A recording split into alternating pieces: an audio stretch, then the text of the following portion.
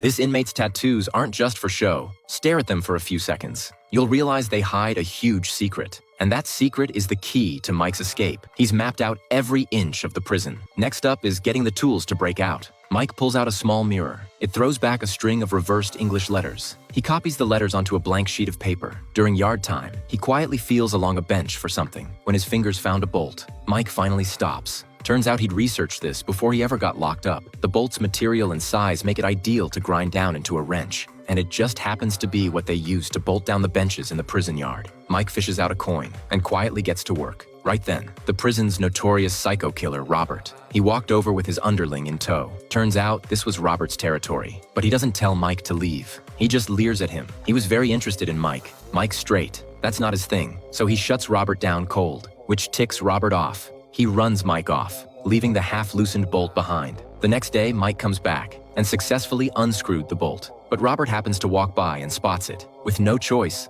Mike hands the bolt over. When a CO strolls up, Robert fakes a big stretch and palms the bolt to his flunky. They nearly got caught by the guards. Meanwhile, a brawl between the black gang and the white gang was brewing in the prison. Both sides were waiting for the perfect moment to land a fatal blow. Robert, as one of the whites, was getting ready for the fight. Mike slips into Robert's cell while he's busy to hunt for the stolen bolt. But Robert bursts in and catches him again. Quick on his feet, Mike pivots and walks up to Robert like nothing's wrong. However, Benjamin, a member of the black gang, witnessed it all. He thought Mike wouldn't join the white gang, so he agreed to get Mike the things he needed. The next day, Benjamin used those items as bait. He lured Mike into a quiet corner. Then a few black inmates rushed in and surrounded him. No matter what Mike said, Benjamin no longer trusted him. Now Mike's escape plan was in trouble. The bolt was stolen by Robert, and even the supplies he needed were no longer coming from Benjamin. The usually calm Mike lost his temper for once. Back in the cell block, Mike is weighing his next move when guards rush in to run count. A white inmate breaks ranks and steps out.